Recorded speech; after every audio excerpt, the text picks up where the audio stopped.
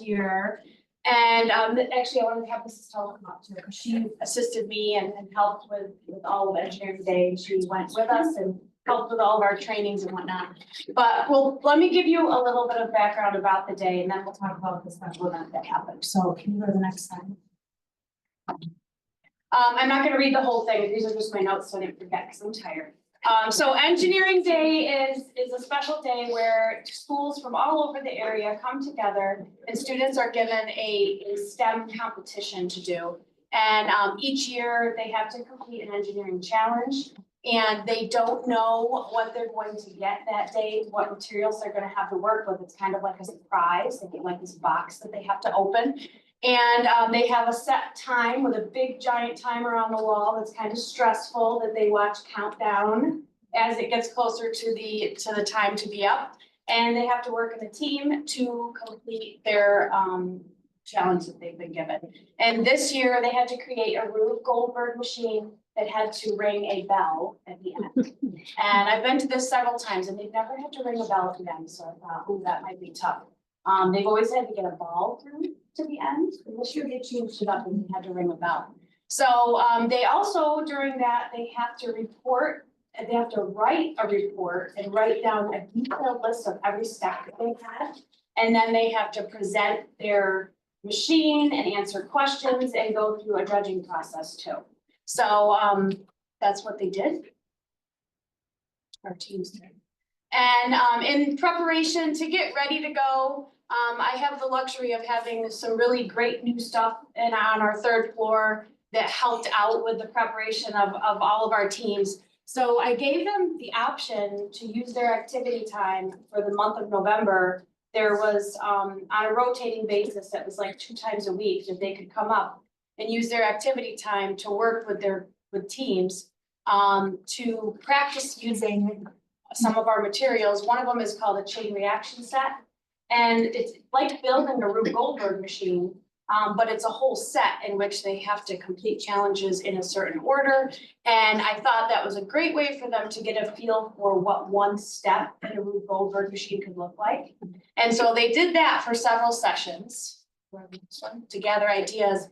And then we transitioned that into trying to recreate those steps or those sets or those things that they made in the kit and try to recreate that with just random objects, since they didn't know what they were going to be getting the day of the competition. So they got a chance to try to recreate those things with just random stuff. So that was how we tried to encourage teamwork, problem solving, perseverance, engineering design, and positivity. This is just kind of what one of the gyms look like. If it looks overwhelming, it certainly is. It's very busy. It's very loud. And you have to be very careful where you step, because this is what it looked like before they even started building. And you can see like they have a table on the floor and just a bunch of stuff, and they have boxes that are numbered. They're not allowed to look at the box or open the box until the big countdown happens. And then they just tear into their stuff, and the tape is flying. And I mean, there's hot glue guns, there's razor blades. I mean, you know, it's controlled, but there's a lot going on. There's just stuff all over the place. It's amazing what a mess they make and how quickly they all clean it up in the end. So each table has their own area. Those are teams, but that's only half of the kids. So that's like, there's a whole other gym the same size. It's pretty wild actually to watch it go down. So that's what it looks like to start. And then they start building, and then this is the judging, and this is our team that accomplished the highest score you could get that day out of, we were trying to figure out how many teams it was. 1,500 teams that were there, and our 4th grade team, Ryan, Tyler, Maslin, and Naomi, they scored the highest score of the entire thing. And so this they were design, and this was them getting judged. So the judges came around and asked them a bunch of questions. Here they are. I think that, you know, you can clearly see this was before they won. So, I mean, this was their faces before they won. They look like they already won, you know? I think that really what set them apart and what got them their high score, it wasn't their great design and what they created, but I really think that it was the teamwork. I mean, look at them on the left. They had a little chant, you know, we had some downtime. We were waiting for other schools to arrive and I said, why don't you guys come up with like I told all the, you know, everybody, I said, come up with some team, you know, cheer or something. Well, they had a pretty good one. It was around Thanksgiving time. So it had to do with Can you do it? Can you do it? Not really. They were with turkeys, so it was pretty cute. And so they kept doing that to get themselves psyched up. Like I said, this was before they won. And, you know, the positivity was just flowing out of them before they even knew they got the highest score. The next slide. And here they are. We were listening to them read, and honestly, we're used to hearing this little Johnson City. We're used to hearing that, you know, the bigger schools. And I was sitting there and I was tired and I was like thinking about Christmas picks up and, you know, and then all of a sudden it was Whitney. Right? It was so exciting. It was incredibly exciting. So congratulations again. You guys definitely deserved this. And if you want to stand up and show everybody your award, your trophy. That you guys want to stand up and proudly show that because we have that up on our third.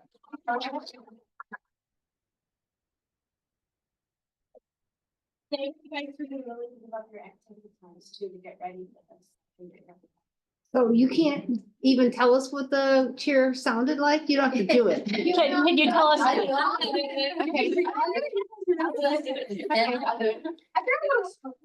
It was something.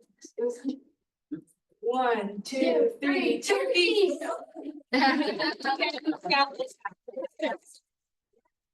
Yeah, that was it. So yes, that's our. Very nice. That's awesome. Our winning team. So what was your favorite part of that day, other than winning, of course? Probably just making it. Yeah, And one thing I struggled in was probably finding out where to put the extra black piece in. Yeah. did you have to use everything that was in your box? No. But halfway through, they gave you something that you got extra points for You using, get right? 1 extra point. Yeah. So you had to. But they said we had to go slow, but ours was like really fast. It was 1.78. They timed them and there was all sorts of. Every second is 10 minutes. So could somebody tell us what a Rube Goldberg machine is, please? A Rube Goldberg machine is like a machine that you use as many steps as possible to, like, in this one, ring the bell with as many steps as you can. And every step you got.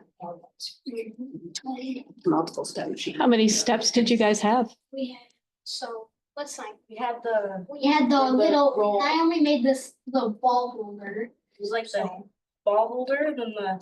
Paper towel roll. Pretty sure it was 5. We would And it went on a piece of Beginning. cardboard. hill, drop, through, A Three hole cups. into a cup, piece of paper. and then I'm pretty sure like it turned somehow. It Wait, turned No, like we had this, the bell in third too. and we had it like sideways, because we couldn't get it to like land on the bell, so we tipped it like this. It was sitting there, I didn't think it was gonna work, but then we tried it 5 times, and it ding, ding, ding. It's awesome. So we went with that, And there were some times when there was some frustration, right? yeah. But I really think it was your positive attitude towards each other and towards understanding that it was gonna be tough and that it might fail and you might have to redesign. But you just kept pushing through and you didn't just sit on the side and out. And we did see that with some other teams and some other schools, right? It just kind of, we're done with it. It was just too much, you know? One thing we really struggled with was trying to get those dominoes that hit the bell. Oh, yes. Yeah. We had like 15 minutes before the clock ran out. And then they said 15 more minutes. And we found that beside. You guys are great. Now you can feed the dog. Pablo's bell, the scientist who kept ringing a bell, and every time the bell, he'd give the dog food, and when the dog finally started hearing the bell, he would come and eat the food. Now you can feed the dog. So I always ask the students that have to come to these things here. Was it more nervous there or is it more nervous here? There. Yeah, Was nervous there? good. Because This we should be don't, a safe space. yeah, we don't want to be scary. We always like when students come and visit us and tell us what they're doing. Yes. So thank you. Thank you very much. I wasn't really. Yeah, me either, until I looked up and it said 5 minutes. You guys are fortunate because you get to do more STEAM activities in our new science lab with Mrs. Stanley, right? And we get to do lots of things like that in our school now too.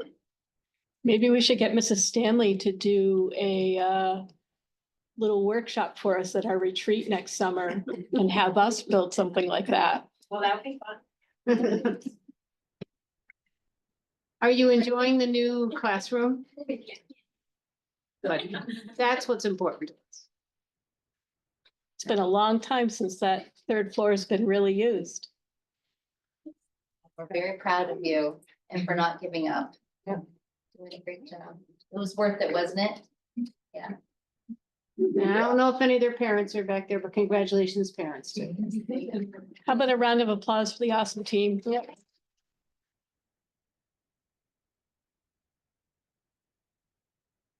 Thank you very much for coming tonight. Thank you for, you know what? You just made my day by being here today. Yeah. You made me so happy to listen how enthusiastic and thank you. That's Yeah. awesome.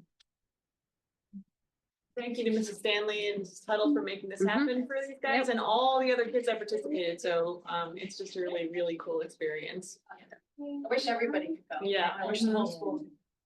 You have some ideas. Yeah.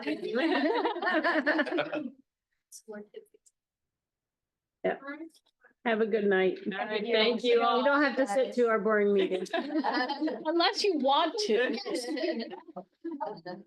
Say that now. Something tells me your parents would not appreciate that. Thank you guys for coming. Awesome. Thank you, Mrs. Stanley. Thank you. Fantastic way to start. That's the way you need to. Oh, it's like my two. Yep, I know. I'm so happy to see that. I do think that would be fun for a retreat, creating a machine like that, you know? So it's a new version of a mousetrap. Yeah. Okay. Okay, next up is the capital project monthly report. All right, there's a lot going on. We did give the Turner team the night off. But again, it's just amazing because I think we can see the end, right? Even today, I was looking out my window and I could see a team of roofers out there putting sheet metal on, wrapping up the building. So I think word's out, they know it's got to be done by the end of January and they're on pace. I saw some pictures today of laying down the tile on the deck, which was as we get into this report, one of the big obstacles to make sure that work got started. So it's going good. So again, right now there's again no known issues that would prevent again this turnover in a few weeks here. So it's a good thing. So let me go through our usual pictures. Again, just I know it looks like an empty pool there, and it is, but there's been a lot of progress. This picture really just kind of shows you the lane lines that are tiled in. We got lights up here that are operational and working, some nice decals. The scoreboard over there. I'm sure it's called something else in the swim. Can't remember off the top of my head. We got this nice tile on the wall all the way around. And again, on the schedule, it's really, we need to get this tile around the pool. And then once that's done, really the final touches can get done, including adding the bleachers and things like that. There's just another snapshot of it. You can kind of see the nice work here. But yeah, again, once that tile's around the pool, that's when they'll fill it up. They do have to spray one more product on the pool itself, but it's basically how that final step works. They spray this material and then they really start filling it up almost immediately after. And then that's how it gets filtered into the new system, and it'll be ready to go.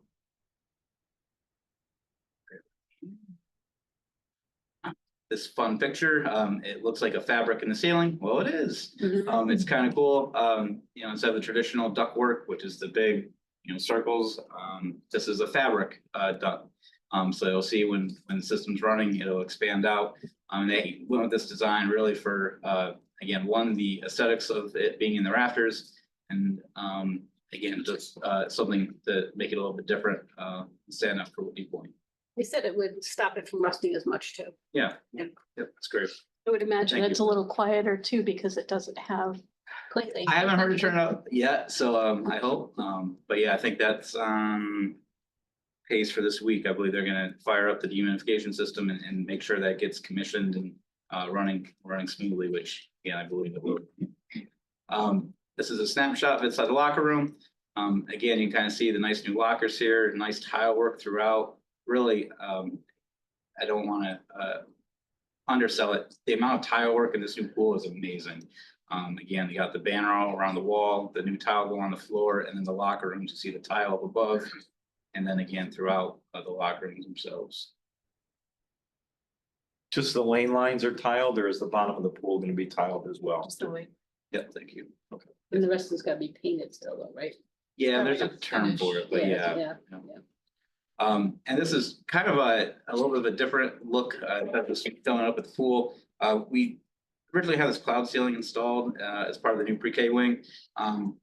For whatever reason, we weren't quite happy with how it looked. There was a lot of conduits and things like that above the wall.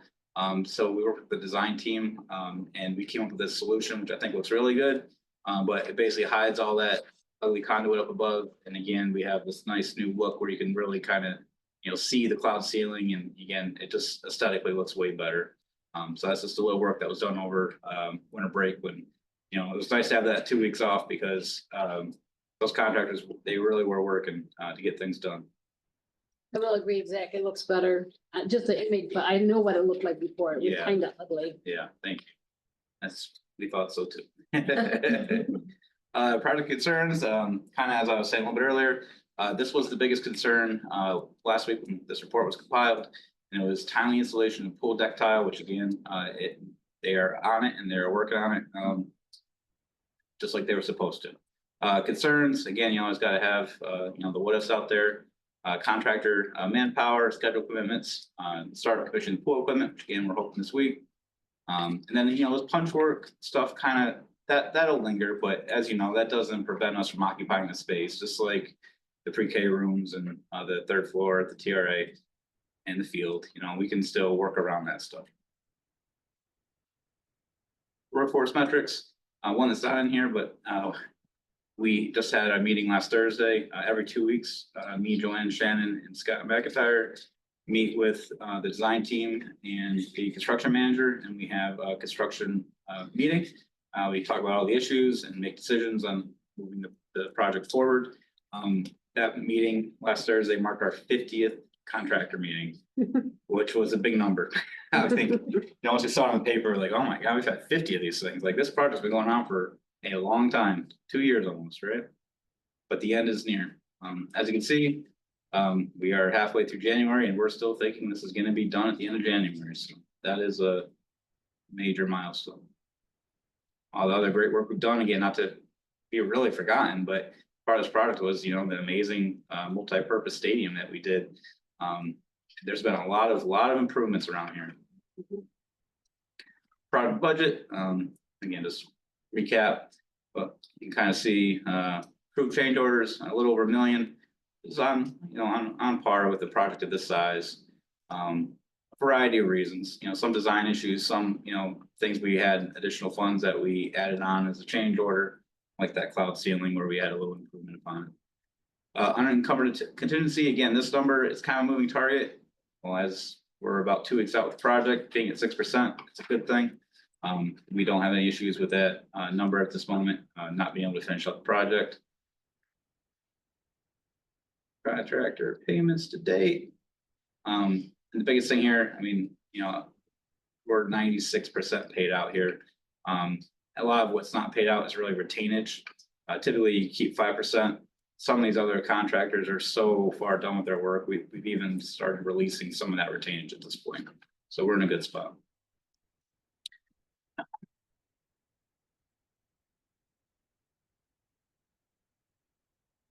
Again, kind of see as we're towards the end, things dwindle, not that many field reports or inspections going on. And that used to be packed. A lot of it is when we have those meetings every 2 weeks, your design teams around. They're the ones reviewing work that's been completed, checking it off, making sure it's done according to their specifications. And then that kind of also starts warranties. Upcoming material deliveries, bleachers, and again, they have that on there, but we know the contractor already has it on site. They've been storing it at their warehouse, so we just need to get it here, which again, once that tile on the deck is done, it'll come right in. And this was, again, everything in January that needs to be done, and we're in a good spot. Racing lines, target tile, pool deck tile, again, all that's ongoing. The duct sock, and they had a little bit of a design issue with it, but they worked it out with the contractor. Again, that's right, moving along where it needs to be. Wall tile, all this stuff, again, towards the end or complete or no hurdles.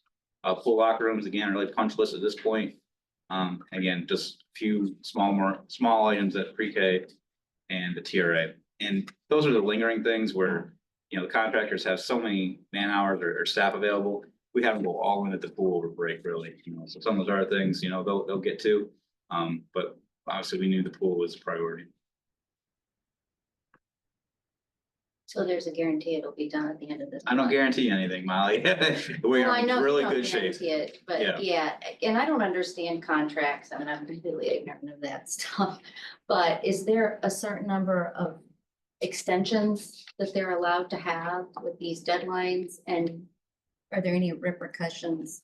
No, we've had these discussions way back when the contracts and the bids were kind of awarded. We work with legal counsel and they go through the contracts.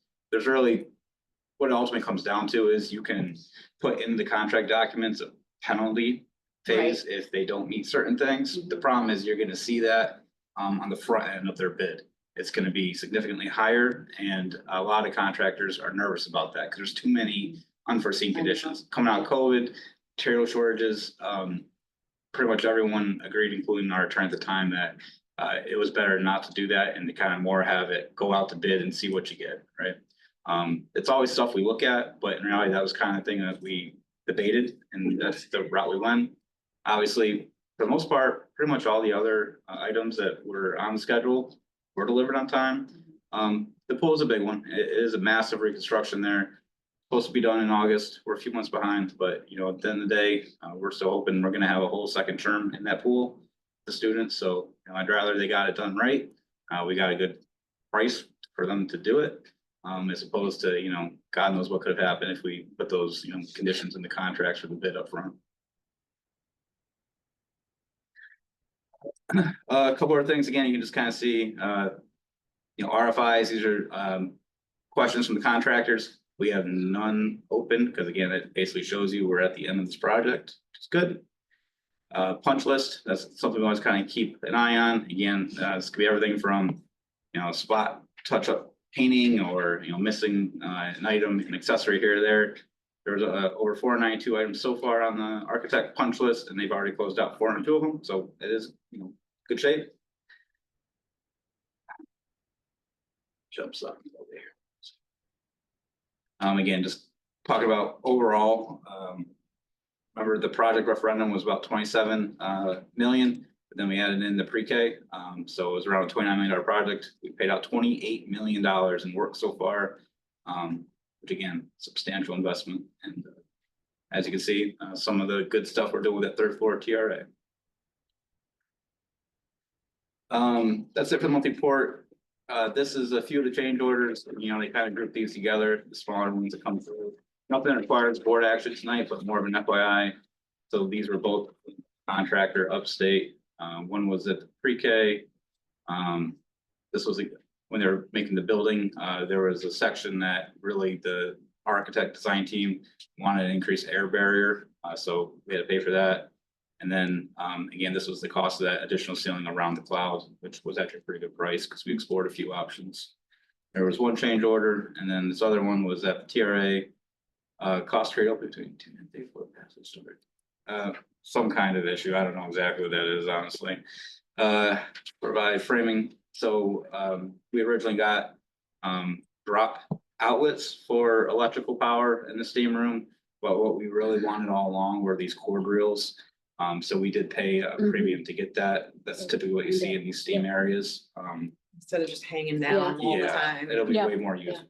And it's safer. Yeah, It's much exactly. And, again, just less wear and tear on the ceiling grid where you're pulling this wire and we got a good option. And then really just kind of some of the elevator work where again, they had to open up that roof in the building. We could have lived with a regular counter flashing and stuff like that, but what we try to do is match it up a little bit because of the antique or the historical aspect of the building. So there's a little premium to get it to match a little bit better, which is, bronze aluminum counter flashing on to seal a copper roof.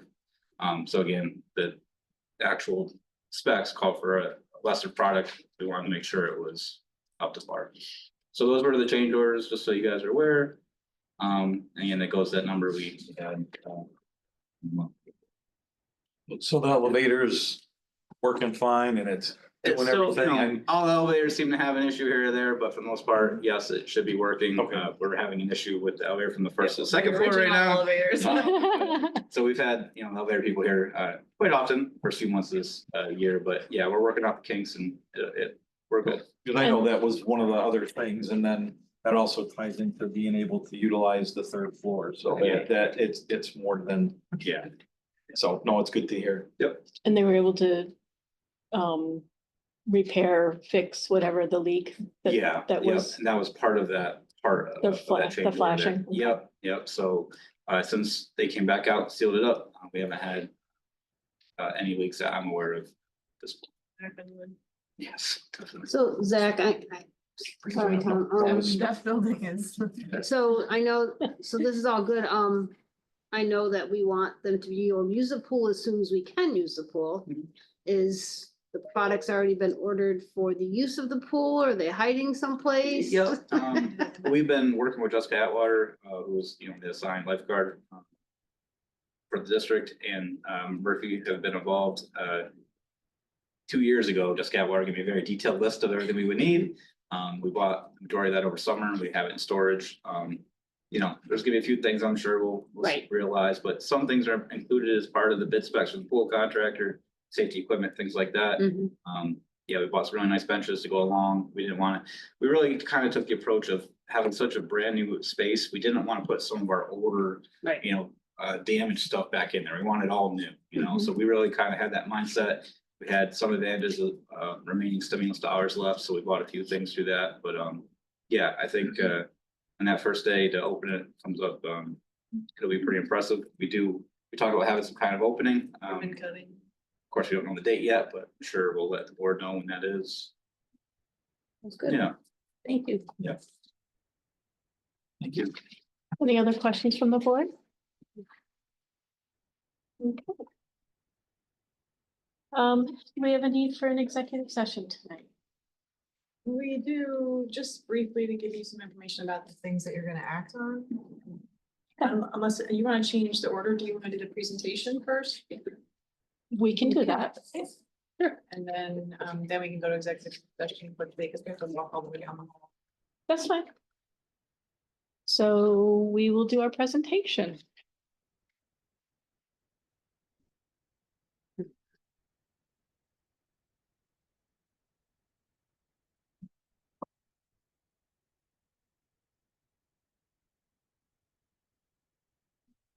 Appreciate the chance. How are you? We appreciate the chance to come give you a bit of an update of what's been going on in the Student Success Centers, both at the TRA and at the high school. I'm just gonna ask you guys to pause for 1 second. And I'm just gonna say as a reminder to everybody, you may know that we were awarded the Stronger Connections Grant. Now, quite a while ago, we didn't get the money for a long time, really until the end of last year. And then we started the process of hiring staff. So we really essentially lost a year in the whole grant, which is a terrible shame. But Kim and Amy, who are, very respected faculty in our district, we're very interested in doing this work. We're very grateful for that. And so they've been really trying to make up for lost time and get things rolling here. So go ahead. So we're here to fill you in a little bit on how and answer any questions you might have about the things that we've been doing this year so far. So just to kind of remind you, our idea here for the first slide was that our job here is to kind of support students, both academically, socially, emotionally, because they're all navigating their own paths to graduation. We're looking at multi-tiered systems of support. We're learning quite a bit about that and how we can make these different plans for kids that are more individualized for some of them and how we get these students to graduation. We're looking at academic progress, attendance, discipline referrals, and social emotional screener. I can give you a little bit of information about as well. And the goal here is to, as we're getting started with this and getting to our 20th week of school, is to start to identify the trends and provide interventions to address all of those different barriers to student success. So this here, just to remind you why we're here a little bit, we have quite a few students with that green area. They're successful. There are low risk for not graduating, a few students there in the yellow. And we have students in the red and yellow areas there. That's our data, grades 6 through 12. That shows that this type of program is something we definitely will be able to, our students will be able to benefit from as we get going and work together. And the TRA, lucky for this year, I've had from the beginning, we were able to hire Jen Petrick, longtime Whitney Point community member. She is a teaching assistant in the room with us here at the TRA. McKenna Wheaton has been filling multiple roles across our district over the last couple of years. And as you can see from the smiles here, she's ready to go every day. McKenna is in the room, on the go, on the move from the moment we get there.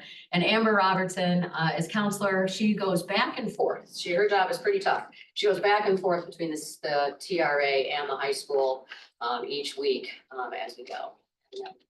Myself as coordinator there at the TRA.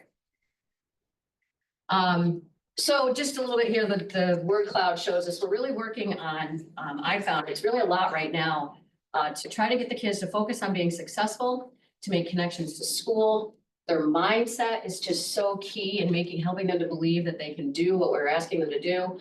We're working towards that diploma, and one of the things we're really focused on is that shoulder to shoulder idea, being right next to the kids, working with them through different assignments and tasks, helping them to be organized and with their skills. So those are just some of the things we are doing there. Again, if you take a look at the words, they're key. All right, in the TRA this year, we went in as with so many different ideas and so many different, if you look at the grant, so many different tasks. So what I've tried to do here is just outline a bit of what our day might look like here with our tasks and how we go about them. The day starts with building relationships right away as we enter. As the students enter, we're all there greeting the students as they enter the building each morning, trying to say hello, trying to really get a look at them and see just how they're looking in the morning as they come in. And that has been really helpful in many situations to identify students. You can tell some of them as they get off the bus that they can really need some help that day. So it's been really good. We are at the door every morning.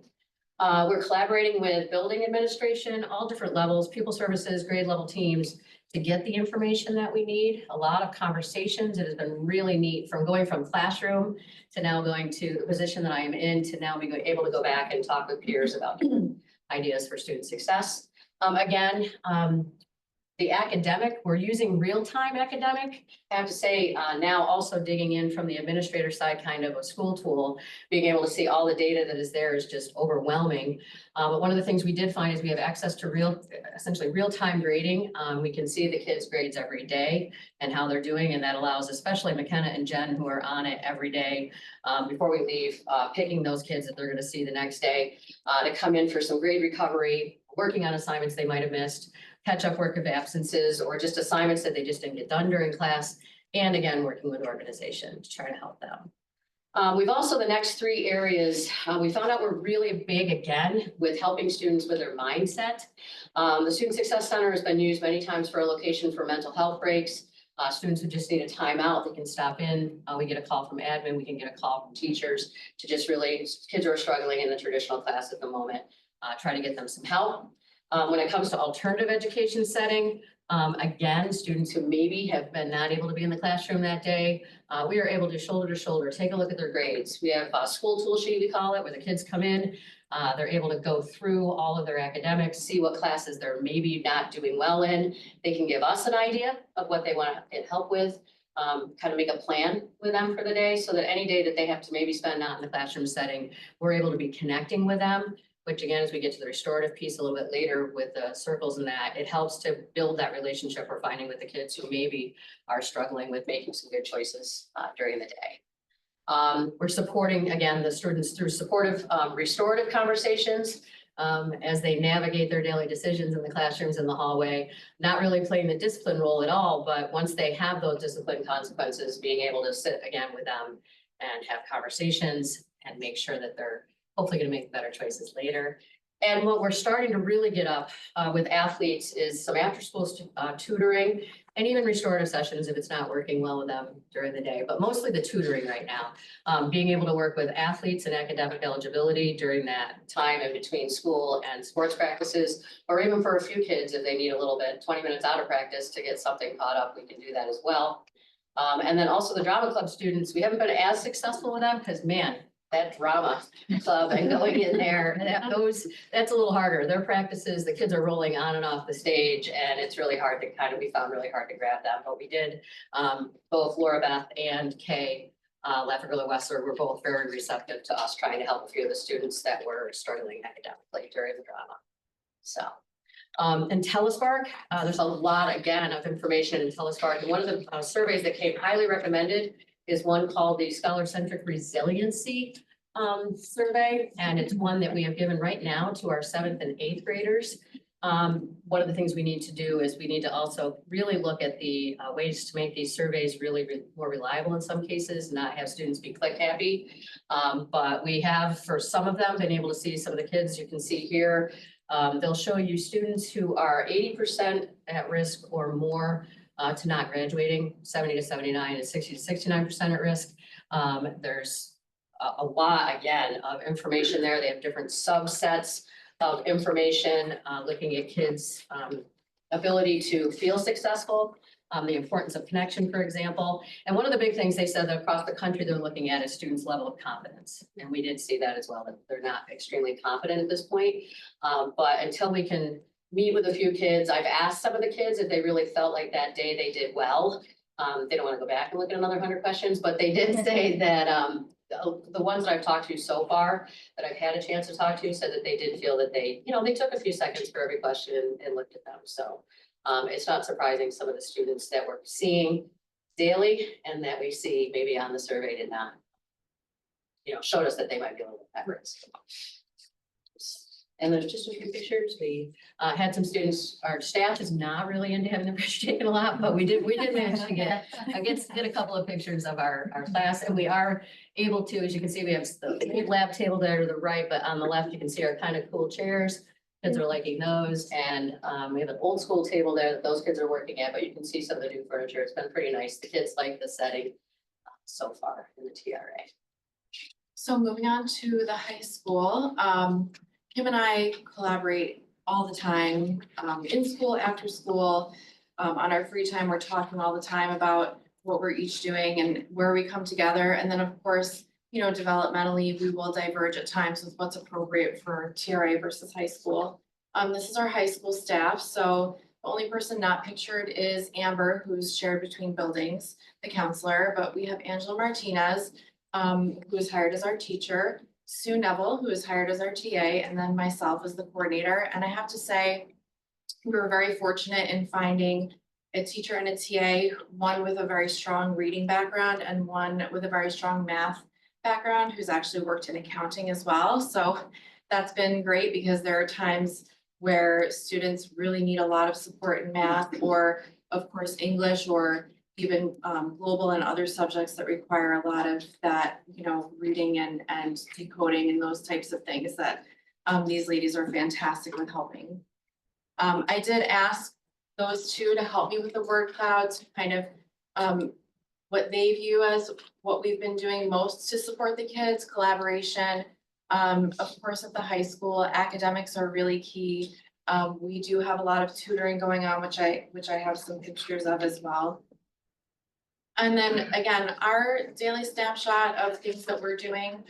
Again, with the real-time grade reports, we're able to look daily, or we can use the 5-week reports. We also have enlisted our guidance staff to print a weekly report on Fridays to see how those numbers are changing with failing and passing rates. So that's been very useful.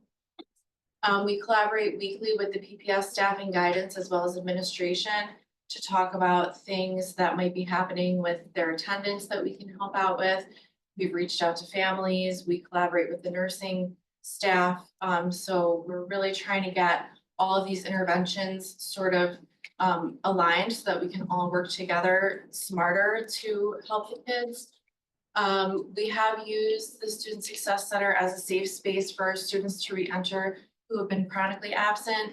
So they will come to us and we will make a plan for them to, not just jump right back in after a lengthy absence, but where can we start to sort of get you comfortable and be able to, piece together your day where you're getting those successes and rebuilding that confidence to want to stay and be able to participate.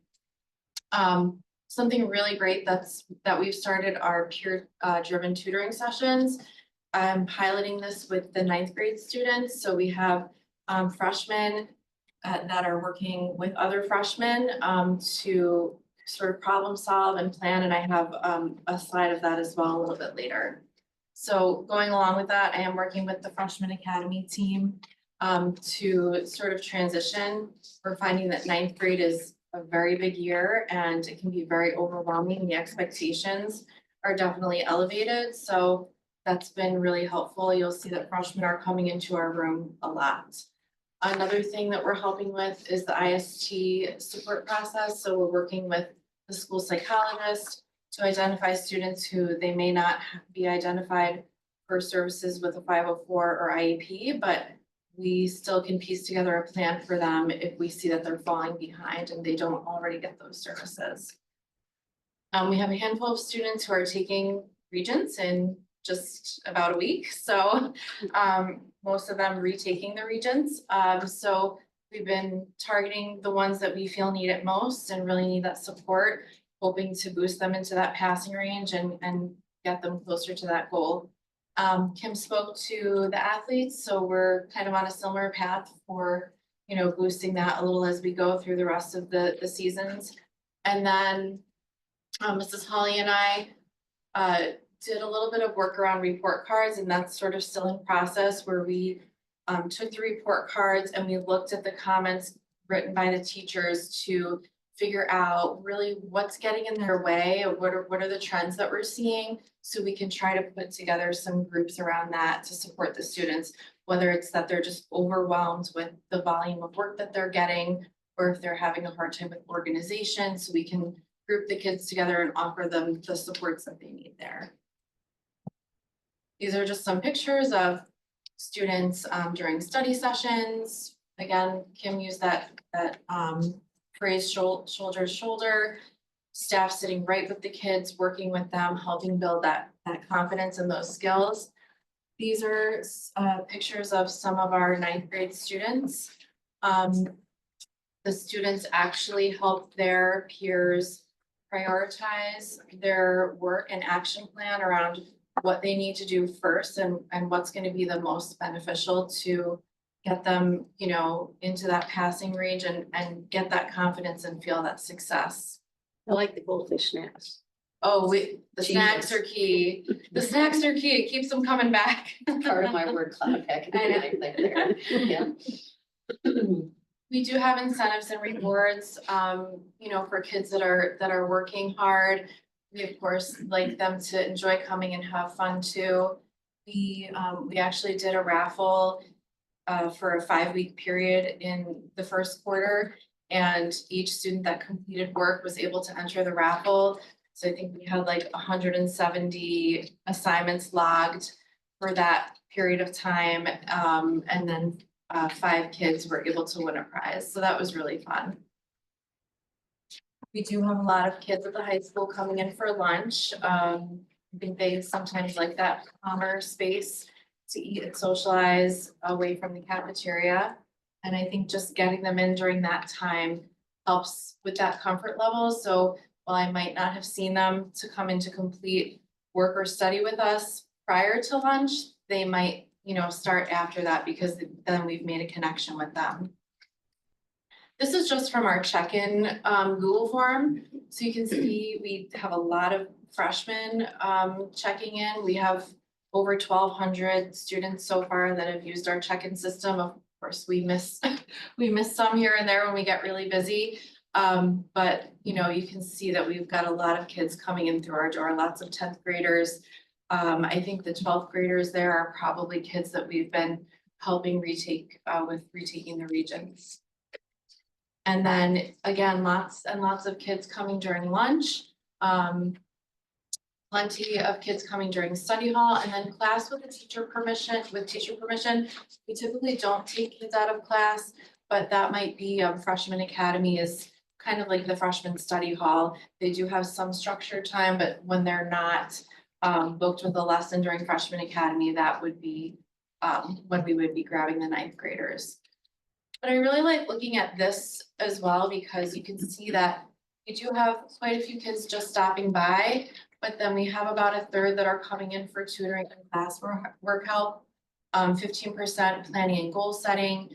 And then we've got a pretty decent chunk there for a mental health break. I know Kim had mentioned in the TRA, maybe they are coming for a break or their teacher has recognized they just need a little space to reset their day. How much time do you have for after school for that period of time?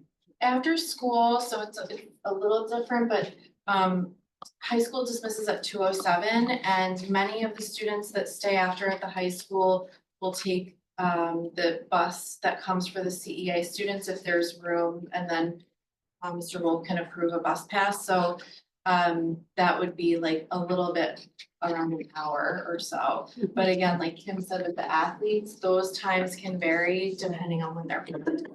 And we have some students as well that are looking, we had students, I had a few students stay till 4:30 because we were using that sports bus.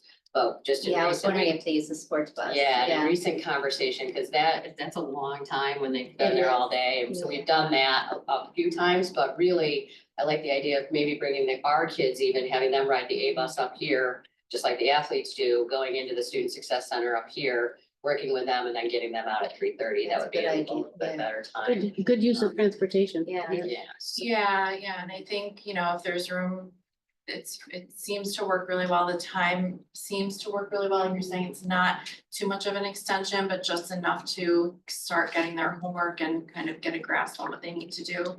Yeah, a few kids, the till 4:30 has been good. I actually worked with a couple of high school kids in the TRA, and they're like have longer assignments that it was good for. I would say the middle school kids would be better off leaving at 3:30. Yeah.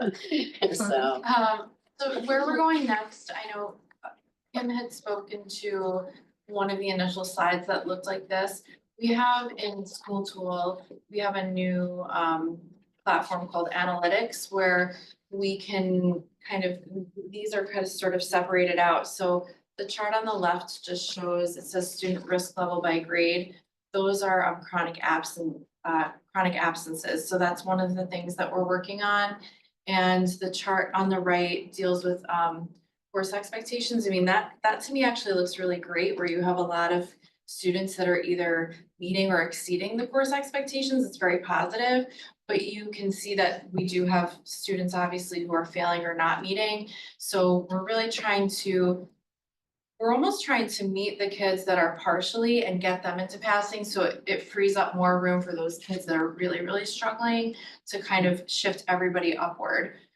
Now with the analytics, we definitely, we don't want to include too much of that now because we still need some training around that and to make sure that we're really using the data correctly and in a smart way to help the kids. But I just want to say that I like the partial as well, because historically it's been if you can swim and even if you're bobbing, we're going for the bottom, anybody that's on the bottom. And so it's good to, I like that.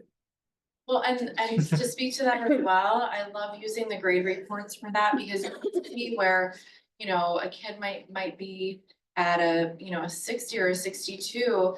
They need that help too to get into the passing range, not just the kids that are, you know, failing Right. everything, you know, much lower. So I agree with that, sort of getting those middle of the road kids as well. Yes. Does this analytic tool, I have used a few of them, when you click on the number, does it tell you the students' names?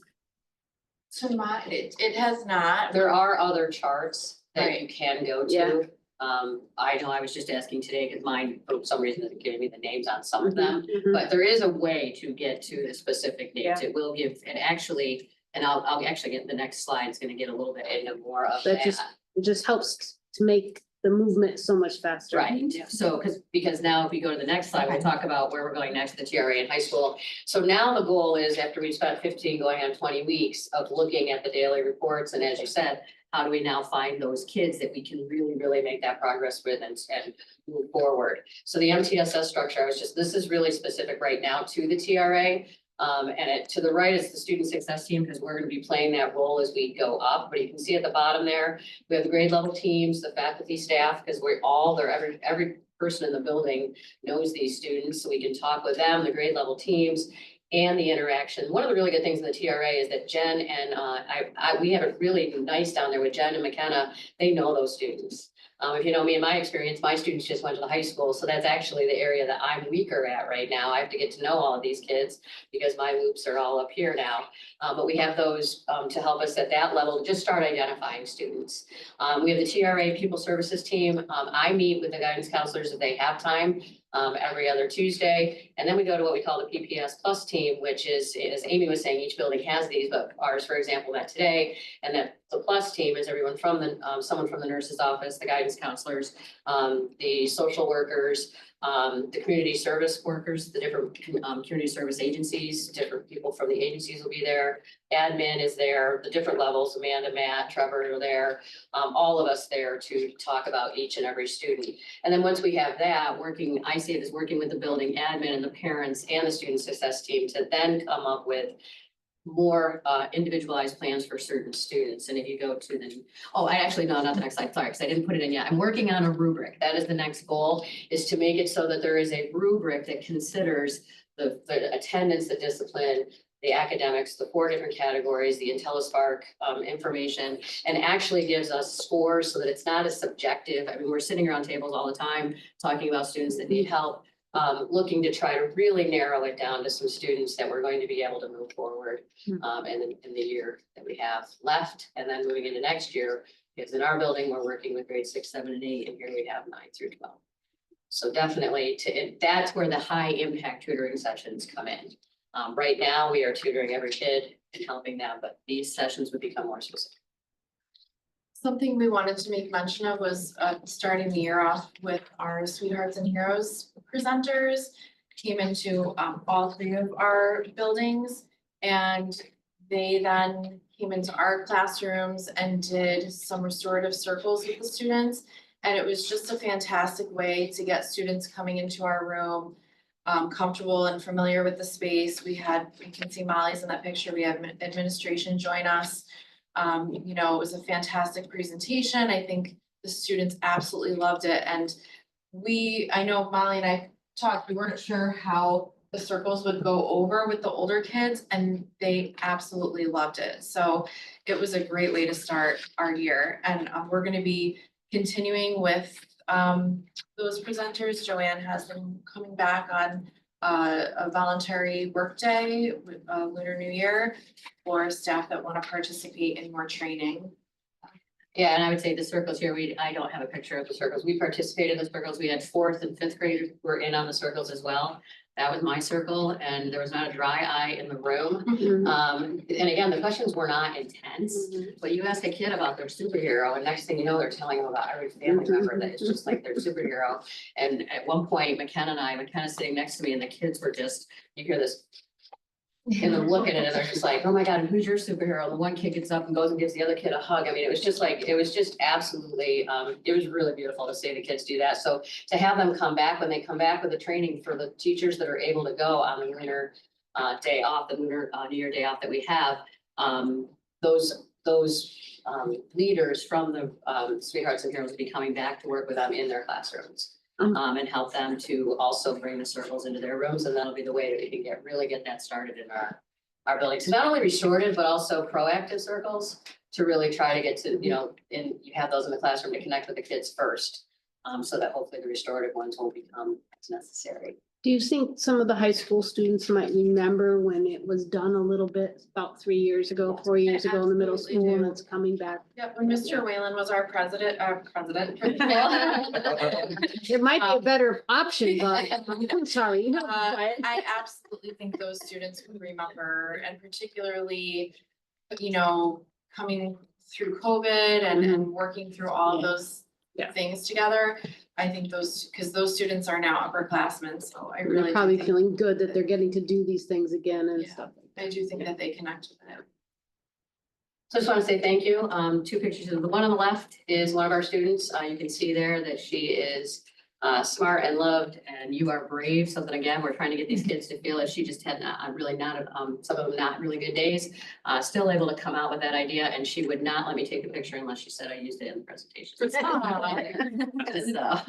picture on the right was written to a staff member, one of our teachers in our classrooms. And I just thought it was an amazing representation of how the students are feeling about having this space and these people that are really just here to help them every day. I tell anybody I get the chance, like, this is a dream come true for me. I really can't talk too much about it because I might get a little teary. I can't even believe I get to come here and do this every day. It's absolutely wonderful. And we thought a fun way to end would be showing through the years how we have, we've collaborated on many different things. So it's just, Kim and I are really, really enjoying this challenge as well. It's been really fun, and it's been a lot of work, but very, very rewarding, and we appreciate your support so much. Yes. Thank you. Thank you very much. Well, I have to say, I know you said it kind of started a little late, but boy, we have the perfect Yep. people in place to get this run. I can't believe how much is being done all right now. That's fantastic. Thank you so much. Every day is really day.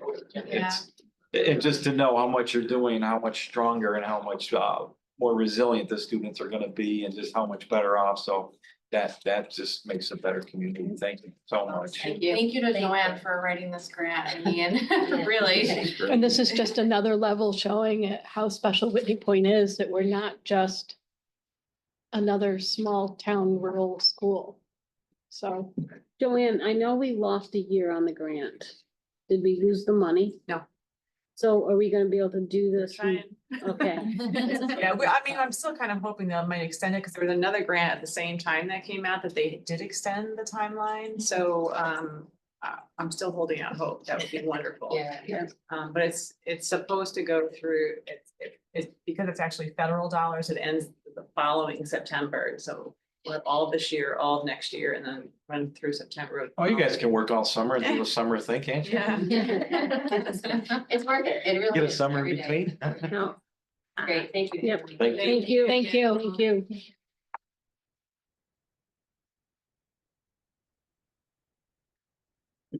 Need to start a board. Yeah. You've had 3 of them now. You've had 3 And it's great. also like, That's I what mean, it's. it's all about the people, like all the, like, just the incredible people that were willing to do this. Switch gears all of a sudden and take this on. I'm so thankful. And then earlier too, like Andrea willing to shift her role too. And not that a space is everything, but you saw all those kids being able to do that. I mean, it's super exciting for them, and she's got kids in there all the time working on projects, problem solving, thinking critically. It's really terrific. So thank you to the board for supporting all the things that you do here. Oh, now we gotta walk down the hall. Okay. We're gonna break for executive session. We had to say that. Oh, yeah, we do. We were on a roll. Adjourning to, or excuse me, recessing the public meeting to go into executive session at 7:01 to hear discussion on personnel. May I have a motion? So moved. Not me and Molly. Okay, so I Me and heard Molly. Aubrey and Molly. Motley. No, it was Molly Molly. and Chris. Man. All those in favor? Aye. Any opposed? Any abstain?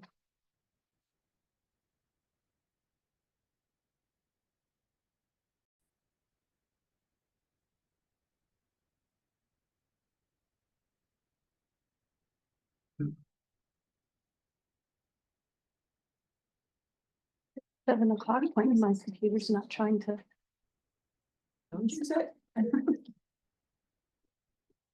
Presentations. When I really like to have it, because I don't like. Twisting my. We're ready, rock and roll. Okay, we are going to return to regular session at 7:10 PM. Correspondence, there was none. That brings us to policy discussion. Okay, the first, no, we don't have a discussion. We have the first reading. Okay, so we don't, We're going right to first reading. Okay. In between. okay. So this is to approve policy 7350, timeout and physical restraint, first reading. May I have a motion? So moved. Thank you, Chris. And a second? Sorry? Thank you. So I gave, you at our last meeting, copies of all three of these, policies. Thank you to those of you who looked at them and gave me input. This is a copy with, changes. This policy is, pretty much verbatim, just outlining what is now required by, New York State regulations. So, I did have our attorney, look at this too. He knows Erie One's policy on this, and approved of it. I'm just gonna run through, changes that I made based on everybody's suggestions. The first one is on the first page, and that is I added, definition for behavior intervention plan. Okay. And then, on the next page, I added a definition for an IEP. And then the next page, added a definition for section 504. And then, and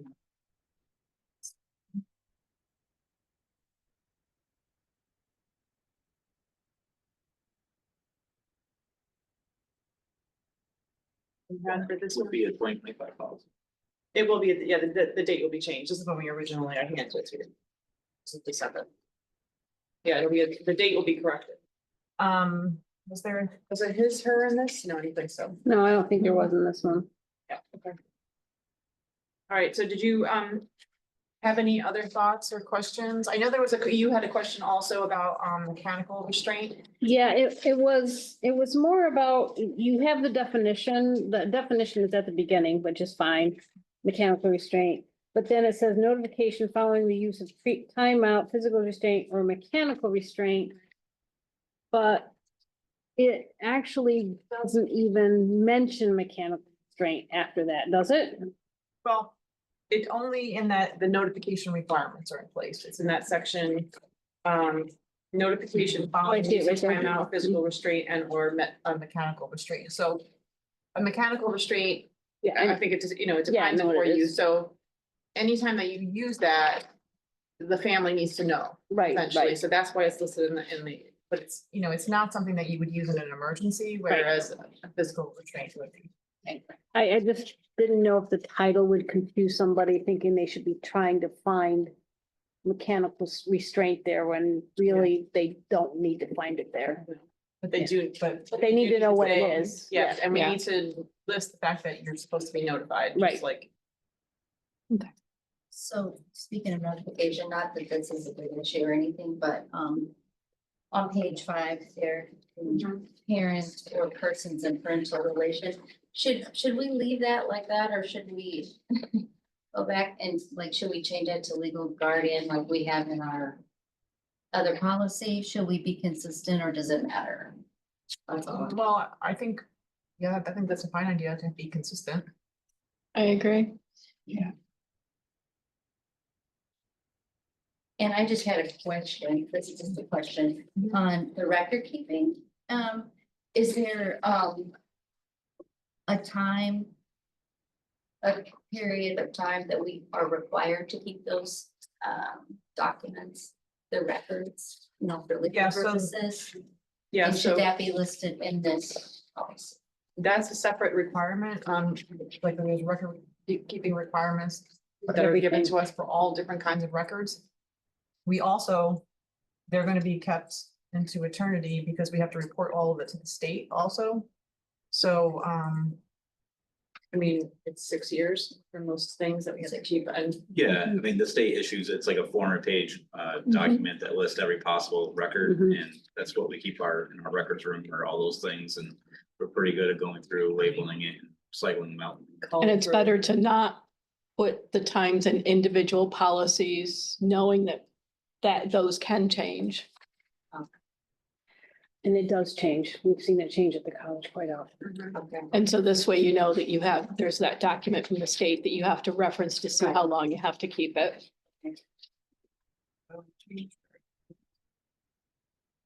And do we think that moving forward, that will be a practice? Right, yeah, you mean keeping Guardian. it all the Guardian, same, yeah. guardian, yeah.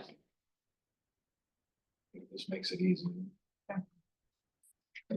I had a question about on the front page after 6, the paragraph underneath, it says token fines as part of token economy system. Does that mean like field trips and playground and stuff like that, or is that? I didn't understand that it's, So, I mean, often there is like a form of behavior plan, so that if a student earns through behavior, they earn like a sticker or Okay. something on the chart or some kind of, I mean, so. because this says token fine, and I just figured maybe they have to sit out from a positive. Yeah, they may lose a privilege. Okay, that- Yeah. I just wanted to make sure that's what Yeah. that was, and I'm glad to see that it's totally Yeah. there too. All right. No, I agree with you, I- Tom. And then, let me see on page 2, down at the bottom, I'm on the original page, so it might not be the one that's handed out, it was 1. Under the timeouts. It says a student initiated or student requested. I think it was for timeout. Yeah, it's right under timeout. Yeah, it's on the next page now for us because I. Yeah, sorry, it's. Yep, the student initiated or student requested. break. So if a student requests a timeout. And this, it made me, my ears perk up a little bit, because in the presentation that was done earlier, they said. Students want a timeout. I'm like, oh no, we have a policy Right. that uses timeout, and it's actually defined, so that to me is a little bit. Worrisome, because timeout gets used a lot for a lot of different reasons, and if it's in here. It says any timeout has to be recorded and reported, and I know it's defined, but it's still. We still have timeout, and timeouts used in other ways, so. So I. But, so the one, I guess what I started with, and I kind of went off on 2 or 3 other things, but, so if a student requests that they want time out. Mhm. Timeout is only considered timeout if they're removed from a room and go into another room that's separate with another person, so if they go in the hallway, that's not considered a timeout. Okay, and it's not this, yeah. reportable. So if the student asks to want to go to the room, that's for intervention, it's Right. for them to look at other tools to help themselves, that would be reported. Right, so, you know. Right. Based on what you're saying, I mean, maybe it's not best practice for them to be using timeout. Right, that term You know? needs to be. Well, I Yeah. actually, I think this is overstated by calling it timeout here. I like timeout because timeout is used all the time. Right. Parents use it all the time, timeout, we're gonna sit down, and it's not as Right. it's not as corporal. Yeah. That you're being pulled away from everybody else. Not Timeout is necessarily a usually- punishment is what you're Mhm. saying, like it's not a I mean, So I think there should be, and again, this is just me, I think there should be a higher term instead of timeout in the policy. Well, this is what the state uses. And I get Yeah. it, and I totally Yeah. get it, but I'm just saying that in general use, timeout is used, it was used earlier. Yeah. I use it, which like, Right, if you step in the hallway, that's timeout, but it's not something that would be, and it's more semantics, it's just. well, I think that's why they say does not include these things, which I think people typically use the term timeout for these things, but that's not what they're referring to. But they say, oh, he got a timeout, Right, and I was like, well, no, not according to this. right, right. This is what they use in the IEP language. Oh, yeah, Yeah. So we can't change this, but we No. could suggest that they change. well, I just think that it's more in general use, so it's just Yeah. gonna be something to keep in mind that when it's said, but it's. So there were just a couple more, sorry, I didn't get it to you in advance, but, so under the, I'm trying to see what it is. It's, so, see, it was on page 4, Mhm, it's on an intervention plan, mhm. and it says they're informed. So that the district will inform, so that is just put into the intervention plan. They're not asked, the parents aren't asked, it's just informed. Where you at? Sorry, it's prior to the initiation of behavioral intervention plan. That will incorporate the Okay. use of timeout, the district will inform the student, so it's not a joint thing, it's just basically being told that that'll be part of theirs. Or recommended. Well, again, this would be a really significant concern, right? I mean, if this was the case, so, I mean, a parent does have to consent to a functional behavior assessment and a bit. So they do, there's another part of this where they would have to consent. It's, yeah, But they and have to they're be- given the information, but this Yeah. says they're being told that this will be part of their. You Okay. can't just. I mean, I think the intent of this is that you just can't do this. You can't just say. You know, we're gonna start this, initiate this new, way to address behavior with the student without informing the parent first. And in reality. Again, if you're gonna have an FBA and a bit, a parent does have to consent. Right. So.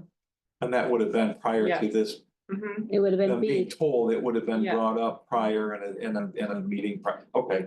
I just, the way that it was, it's I mean, like, oh, I we're think doing that- this is in their plan now, and this. I think the big change in this whole thing, is that. None of these things can be, like, you can't send your child to school and they have behavioral challenges and not know that during the school day, all these things are happening. Even though there may be good reason for them to be happening, but families absolutely need to be informed about No, all I the think things they that are should be going on. And I informed. think that's why they. Yeah, It's not that you don't need to consent, it's not all these things, they just want to stress the fact that it's really important to only use these things in the way they're outlined here, under the conditions they're outlined here, and then to make sure that parents are informed. no, I think they should, because I do believe that a lot of parents don't think that their child needs to have some of these interventions done either. And that's why some of those children have those problems. I think, Tom, if you read the bullets sequentially, you'll see that bullet B has the IEP being done, and the IEP is where the parents would agree that a timeout could be used. And then C is when it gets used, the parents will be informed that they had to be used, and they can look at the But room and and it's everything. Yeah. listed that it will, Right. no, I just. All right, sorry, couple more. And then the next part under physical restraints, E. Yeah. Physical restraint, and I know again by the definition, but it will not be used to prevent property damage. Right, that's a change in this, where they passed this at the state level.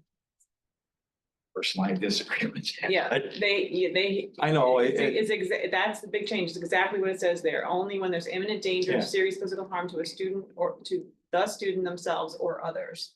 And that's the criteria. And I get it, so I guess I have a question, so if they're going to do something and you step in front of them, that is not holding, grabbing, or restraining, that is allowed. Say it again? If you block the student, you don't grab, you don't restrain, you don't grab by their hand, their arm, their back, their neck, you're not touching them, you get in between them. Try to keep them safe. Okay. Right. Mhm. that's, Yeah, you can do that. okay, But the different, like, so if So you a, have if a to look at- student, like, say there's a student who's like, having. A behavioral outburst, they're very distraught. Yeah. And they start knocking over bookcases and things like that, which I know historically sometimes is considered dangerous. I mean, you have to make a judgment in that Yeah. moment. Are they a danger to themselves in that moment? Like that thing may fall on them. right, or hit another student. Yeah, or hit another student. Or when they're throwing something, like it really needs to be a danger to somebody, Right. not just destroying the room. Not to or something. Yeah, not, Someone, yeah, not something. right. Yeah, they could rip up all kinds of things if Yeah. it's not, if nobody's in danger. Okay, I, Can't restrict. that's what I thought, but I mean, there are other ways to do that as well. And then under G, I thought it was funny. It goes through the whole thing and it says they'll evaluate the student and it doesn't mention staff in there. That if the staff is injured. Well, that's separate policy. I mean, this is really about the student's rights. Later, We it had a does mention conversation. staff. In the Yeah. other part, it did say Yeah. if the staff is. I mean, that's part of our whole policy here that if Okay. a staff is injured doing They have anything on to, the yeah. job, they have to be evaluated. I know my daughter was doing this in a kindergarten class, she got punched in the face. Almost knocked her out. Yeah, she decided to do college instead of elementary school. I think. I think that was it, thank you. Okay.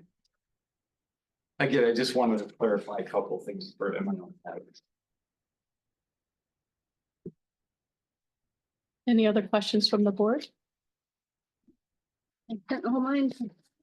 Okay, so that was first reading, we'll change, legal, to everything to legal guardian instead of parent. Okay. All those in favor? Aye. Any opposed? Any abstain? Okay, cell phone and other electronic devices for first reading, may I have a motion? Sorry. That time wasn't very. Wasn't me, it was those two.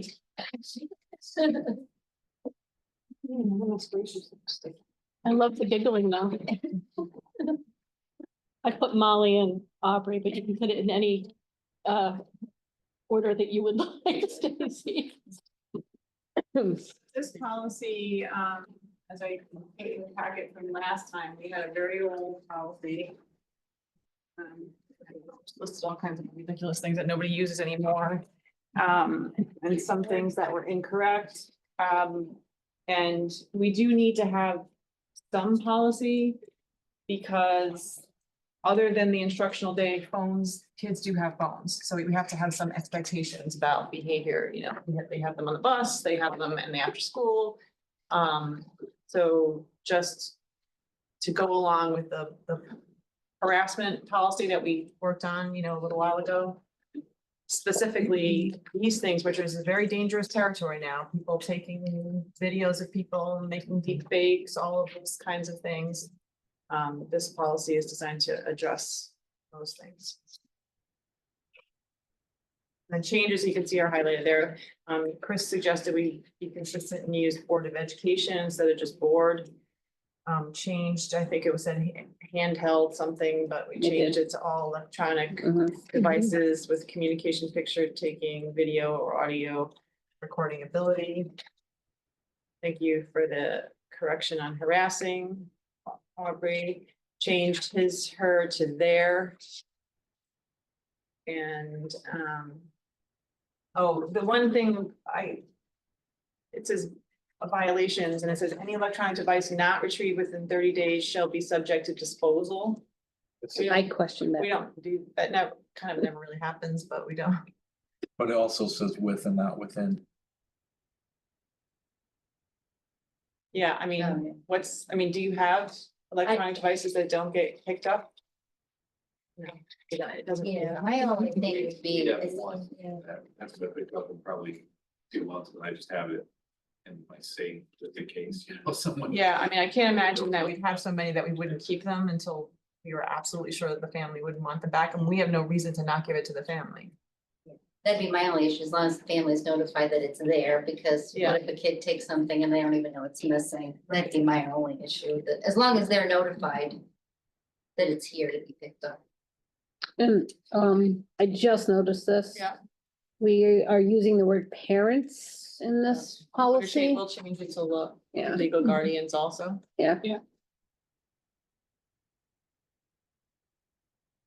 So like I said, it was just more of a typo thing with that last highlighted. It says retrieved with 30 days instead of within. Well, I don't know that we just don't get rid of it. I don't know. Okay, I mean, it doesn't, I it's not our practice. was gonna say, I just think that, yeah, I say it's go here ahead and it's get here rid and of if it. I this mean, do doesn't we get want the picked up. option? I mean, well, how long, like you said, most of the time it's not an issue at all.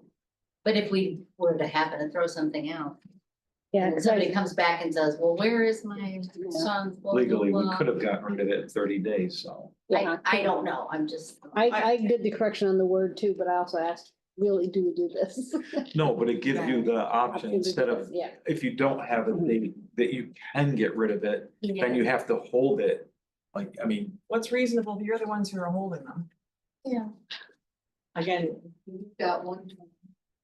I have nothing, so I mean, 30 days would be fine. just leave it. Yeah, change it to within.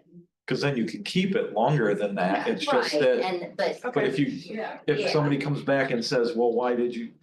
At least now there's a date that says we did get rid of it after Okay, 2 years and we had the right to get rid of it after 30 days. Yeah, okay. and that's just our policy. Yeah. Yes. And you don't have to do 30, but at least there's something there to go by. the only question I had with that one, I think I had another question with that, Joanne, is who is contacted? Yeah. That was the only concern I had. It's, I mean, the student may know it's gone, but the parents may not have known that the child even had the device. Yep. Or the guardians. Do we need just that the family will, or the children's guardians will be notified?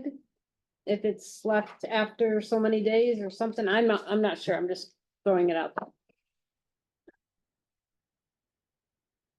I don't see anything telling us that we're gonna let the family know that a device is going to be. I mean, if I had paid for my child's device and I didn't know it got confiscated for something and then it ended up getting taken and gotten rid of, I would be a little upset if somebody didn't tell me. There is a line that says, may result in immediate suspension pending further potential discipline and parent Yeah, confidence. but it says may. Yeah, so that doesn't mean the parent or the guardians will necessarily be notified. So I think, I mean, do you want to have it?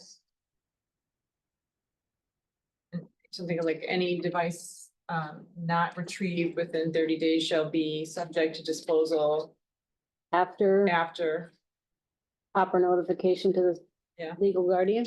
Attempted Yeah, I'd say attempted. Yeah, application. yeah, something that just at least takes a little burden off of us.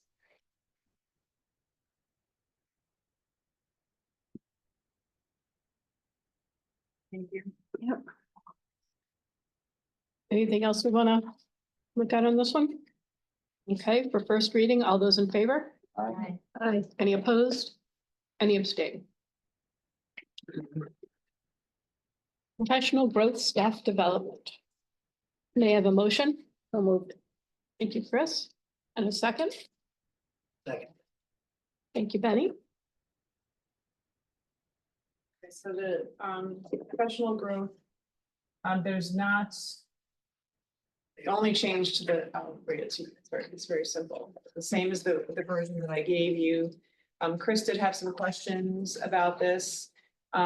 We used to have policy 8230, which was professional growth staff development, which is a generic policy, which is just pretty much states that we're gonna do what we have to do, we're required to provide professional learning opportunities to all staff and in particular faculty. And then we had this professional advancement incentive program, which we don't have. So are we getting rid of that policy? And then we had this policy on internships, which we don't have.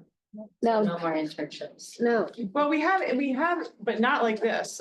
yeah, that's what I was gonna ask, because there are So we internships under- sometimes, we right? have agreements with, post-secondary institutions like Portland, like Binghamton, like someplace else. So if somebody is looking, like, we don't really have, like, advertise that we're looking for interns, but if an appropriate institution or person contacts us and said, can I do my internship with you? Or one of our employees seeks to do that, then we work with them to figure out how we can make that work, for us and for them. Right. So, but this, Yeah, that was like, I'm like, okay, they're doing this anymore. no, and yeah, there's certainly not any paid internships. And the internships generally are within the degree process, so they're controlled by the degree process, which is the Right. state, so the school really just has to abide to those rules. Right, Yes. and I think you may have pointed this out too, like, so we have hired some people when we can't find a certified person with an internship certification, but again, that's guided by the state. Right. And it would only be, like, it's not like it's available, it's only if we had that need, we Right. needed to make it happen, we could find a person that met those requirements and we abided by what the state said. This is just, So when was the last time we had stipends for interns? a very, very, very long time ago, like a very long time ago. I mean, there was actually a time. There was actually a time where you could, there was actually a time when people went on sabbatical here. Right. Which, They don't do, they don't do No. anymore. go to India for a semester and study, and that this has not happened in a very, very, I was very young when that stuff happened. And there was a time when, potentially somebody could do an internship, leave their position, do the internship, get paid an amount.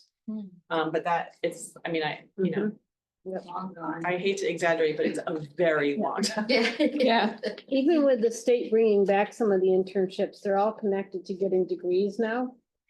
So, like, if a student, like, every one of our science master students, our master students get internships, and every one of our science master students are out doing their student teaching on an internship because they're in such high demand. Yes. So, yeah. We still use interns, paid, not paid. Whatever. Yeah. So. And is this being, I'm sorry. So yeah, we would just be getting rid of that also. So the only way we would have interns is if it was allowed by state ed, we had a need, the person was appropriate, the institution that was, giving them the credential to do this internship had an agreement with us. It's not like we would be essentially what this is advertising, oh, we have all these things available that people can come and do, and that's not true. Yeah. I mean, So, Zach just recently did an internship. I know that. yes. He got a whole whopping $200 for a whole, if he wanted to take it. Yeah. That was a full year. That's all we offer. That's all the state offers. It's not we, it's the state. Yeah. So it's more work. It's a giving back to your community. And just so you know, when we have people doing internships, like if they're a teacher or something going into administration, what we usually, depending on the person, we work out, how they can do their job, and we need them to do their job, right? But also accommodate whatever their internship is. Right. That's the way we do it. So the new policy is the, again, Erie one suggested professional growth, staff development policy, which is what pretty much is required of us. That's what it's just what we have to do in regulation.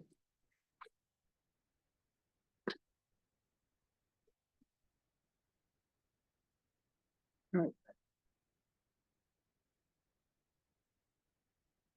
And I think it covers all the things that short the internship, which we just need to get rid of. It covers what was in the old professional growth staff development policy. just updates it, and the professional advancement incentive program, which we also did. Every time I look at these policies, I think, how did I not see this policy? They hide, I know. Yeah. they hide and they multiply. Yeah, So I this- think it came from adopting a whole policy book at one time, you know, I think When we, that's when we what- went to Erie one, Yeah. yeah. Okay,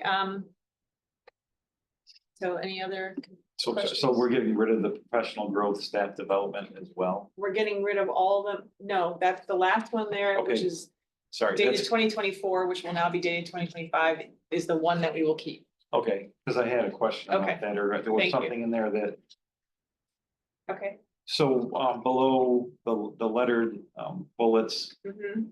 And so it's kind of tied into the next three paragraphs, and it Okay. says you will attend and then you'll be reimbursed. Do they have to be pre-approved by your supervisor or somebody that, Mhm. before you go, and that's not listed in here at all? But it is in another policy, isn't it? Well, I think it should be in here though, if it says you're gonna go and then it says that we're gonna put aside money and you get reimbursed. It doesn't say that you have to have it approved before you're reimbursed. Technically, somebody can go do it and say, oh, yeah, I did it here. Oh, I'm back. Yeah, we've had that happen before. so Yeah, for people sure. might do it and not know, and it's like, well, you didn't get it approved. Yeah, but it helped. You didn't get it approved. We don't have the money.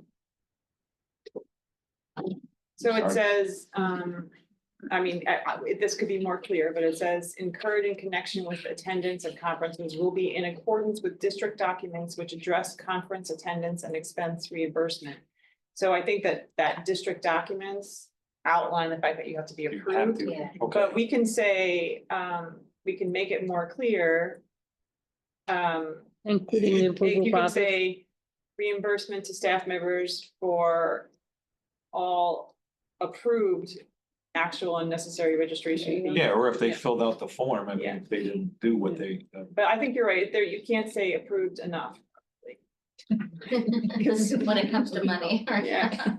oh, I've seen people do stuff, and so I was like, wait, a Yeah. minute, it doesn't say this on here. No, I So think like- that's a good thing, okay. Gotta be careful, right? I don't think that's clear enough, you're right. Anything else? No, Anybody else? Approved enough. Anybody else? Okay, all those in favor? Aye. Any opposed? Any abstain?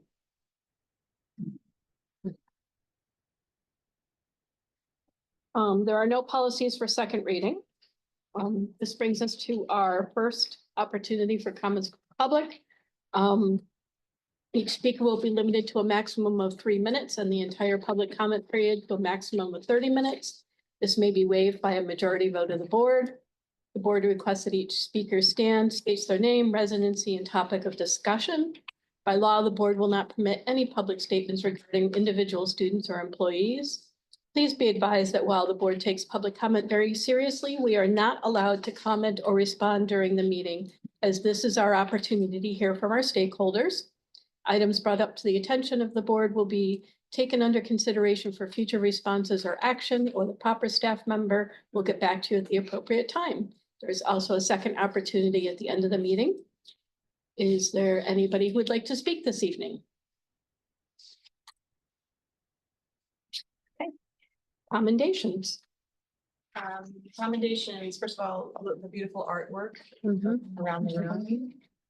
Please enjoy that, and thank you to the art department and all the students involved. Mrs. Baumland's 7th and 8th grade ELA students for visiting the CEA to read Ms. Benninger and Ms. Palazzo's classes on December 18th. Whitney Point 4th grade students for spreading holiday cheer at the Northern Broome Senior Center by singing and bringing collective donations of items such as puzzles, blankets, and cold weather accessories on December 20th. Whitney Point High School seniors and New Visions Academy students, Samuel Nichols and Taryn Hitt, for presenting their company project at the Kaufman Southern Tier Incubator on January 9th, which was incredible presentation.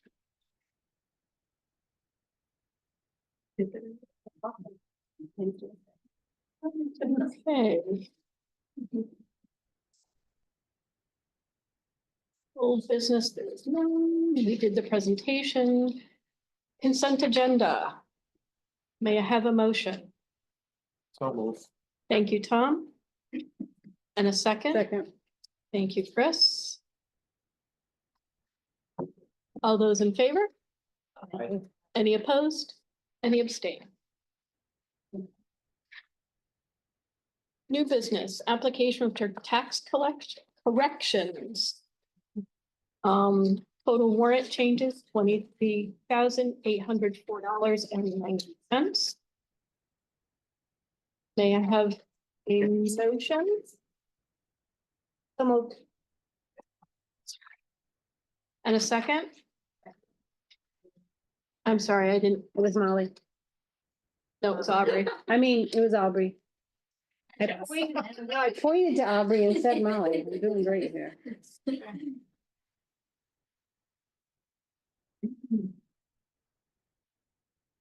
So Zach, do you have anything to tell us about this? Yeah, so really these two things are tied together. And so there's two documents. I think it'd probably be easier if you guys just kind of follow along with.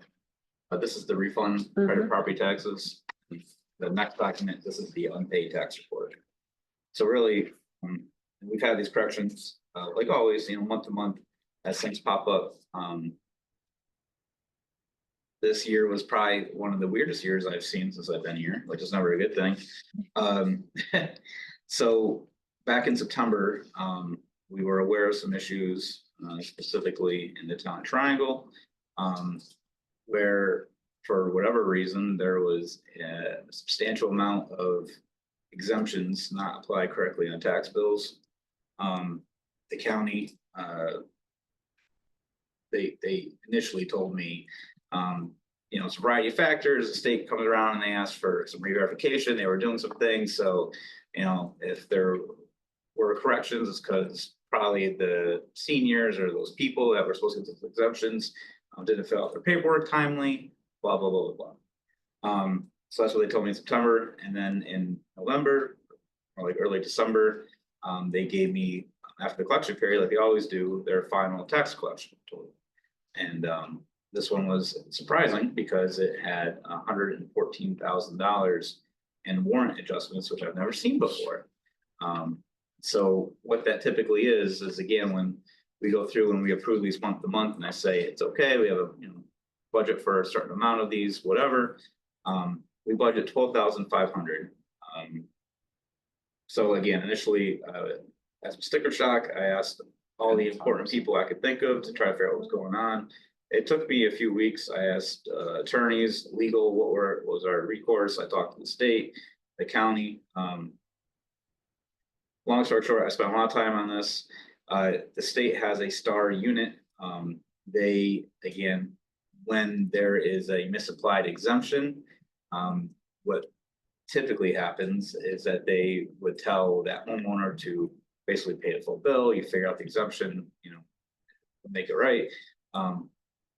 What the county did was they basically adjusted the bills, which is great for the residents because they didn't have to pay the higher amount. But what happened is the state, in the initial paperwork, they didn't know we were supposed to get, this is where I broke out the new line, $73,694 in additional star aid. So the state basically says, when I calculate the tax levy, all the towns, all the counties give me this information. This is what the exemptions are currently. I apply it to the state. They pay us our star rebate check, cash, right? So our tax levy is right what our warrant is. And then again, the state tries to give this deduction, this property tax relief in the form of star payment. However they want to do it, that's how we get our levy. But because of those bills that had that missing exemption not on the bill, the state didn't know they had to give us that additional star money. There's a process for it. Sure they didn't. It takes some time. But I did file, again, I have to list out every one of those. There were 74 missed enhanced exemptions. So again, there's a process for it. I submitted it to the state in early December. We'll probably get that money in March. So that's typically how it works. I have no reason to think they won't pay us that full 73,694. So I guess that's some good news. The next part is what is interesting, and I've never known how this works, I guess, entirely. For some of these other exemptions, mainly in what you are approving. If you can look at the reasons. These aren't Ag exemption. they're ag exemptions. Yep. Which, as you know, Blaine, we have quite a few of Get one on these. every one of my pieces of property. There is no state program to reapply to get this money. So basically, this is again why you may have a warrant where you don't collect your full money. Typically, right, you have so much from year to year, we budget 12,500. Well, this year, as you can see, the amount that I'm submitting to you tonight, the additional 23,000. That puts us at 38,000 that we won't get our money back, which is basically shorten our levy. Again, of that, we budget 12,500. Legally, we do have one recourse. I don't think it's a great one, which I wouldn't recommend to you guys. There's a process to where when we file our tax levy distribution next summer, I can go through the process of adding this 38,000 additional onto it one time to get that money back. I don't like the idea because again, what it's gonna do is when we go through this budget process and say whatever tax levy we come up with for an increase, that's another part of that increase. You know, where we're at right now, we're projecting we'll be okay to basically eat that difference of roughly $26,000. Again, I've been doing this for 14 years. I've never seen this. People at the county never saw it. Even when I'm asking like CBO and attorneys, they had to look into this. Like it's a very just unusual circumstance. What did they say? Now I'm gonna go back home and look at my last year taxes. Again, initially, they kind of said the state changed up some forms and they sent out notices to people that they had to basically verify that they still had these exemptions. Yeah. I think there's some of that, and I think maybe some is on the local assessor, but you know, I don't know exactly how much of what is the main issue for everything. But that's kind of where we're at. So if this happened for Broome County and they did it across the board, did this also occur in? No, this happened in Windsor and Town of Triangle. Harpersville and Town of Triangle. it was just Town of Triangle? Yeah, again, we collect school taxes from 11 municipalities. These changes are pretty much all from the Town of Triangle. So it stems from Triangle. It wasn't something the county did different. Again, initially, I think that's what they told me, that there was some forms that went out that they had to verify. I don't know We did, specifically. we got forms. I'm just saying, I don't, if the We county did. does it, they usually send it to Well, every. the county doesn't, No, it's the state. We got them state from the starts. assessor. Yeah. We get the forms from the assessor and we get a form for every single piece of our property. Because we have an ag exemption on every single piece of our property. Then my husband has to fill them out before March 1st. They have to be signed by the person who's doing the farming off of our property. That's what has to happen. That process became new 2 years ago or 3 years ago. Before then, we just had it, it Yeah. was done, it was, That makes more it sense. was than why applying we see itself. So much of this right Yeah, now. but then we started getting Yeah. these envelopes and you had to get this all done before March 1st. The very first year, my husband didn't see there was a deadline, missed them all. We didn't get the ag exemption.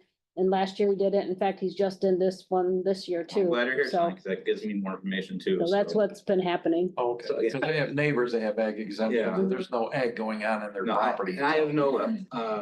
They're especially related this to the happening ag again, that's behind. So I think it's a You have to one-off. have like 400 how is square it all- feet being done. It's They're- very How is it all small. just on their in the town of property. Triangle? They're relative to the people live behind. Yeah. Again, I'm just going off of what I've had with conversations with the county. Oh, and I wasn't expecting you to Yeah. answer that question. I was just like, Clarifies. how can it only be? Yep, yeah, I don't. And there are wanna 10 other speculate. municipalities that, Yep. So again, that's what is before you tonight is basically the 23,000 additional exemptions due to the missed ag. Which gives us that warrant total of 38,000. And you can see on the unpaid report, how this works, which is on this document. Total tax unpaid, 629,000, which is 6.95, so that's actually better than last year, which means we had more people pay their tax than last year.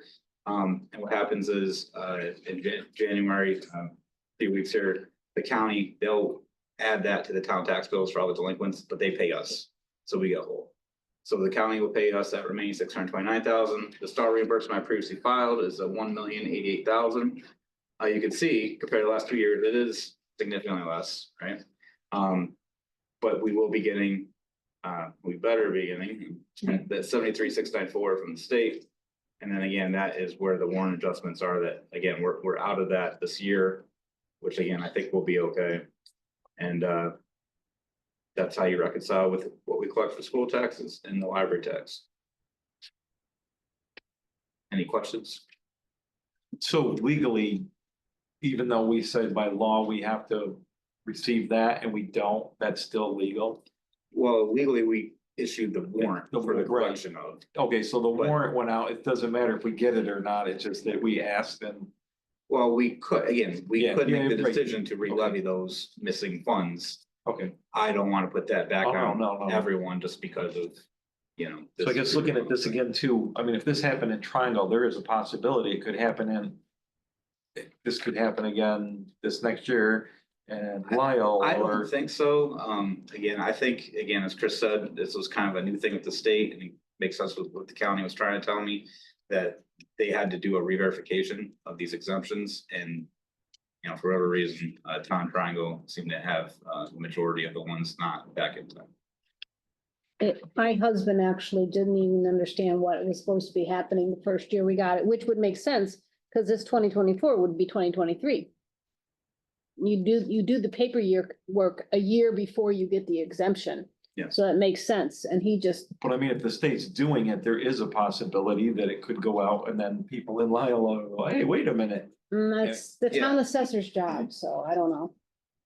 It's the town assessor's Okay, job, so no, the town I of, just- it was a town of Triangle assessor. Yeah, so again, if for whatever, some crazy reason we have the exact same problem next year, then so we'll have some other conversations, but I don't anticipate that to be the case at this point. Okay. My guess is because of the confusion of the paperwork, I think the assessor people got changed to too. put it in late, and this is what has happened. The assessor changed recently too. Yeah. We did all get our paperwork on time last year and this year, and we put it all in on time. Hopefully you won't see it again. Okay, are there any further questions on the warrant changes? Interesting. All those in favor? Have no choice.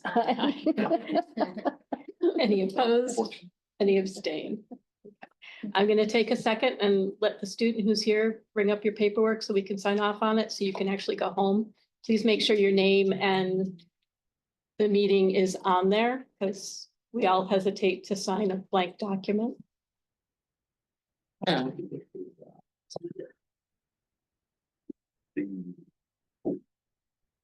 This, all the people that don't do it right, don't give them.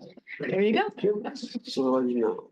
You're gonna, you get to give that to your teacher. Yeah. And you have to write the little, don't they usually have you write a paper, right? Yeah, yeah. Okay, so you make sure you hang on to that Okay. and you get to go home. Wait, don't forget this. I have a good time. Yep, You you're too. welcome. Thank you for being here.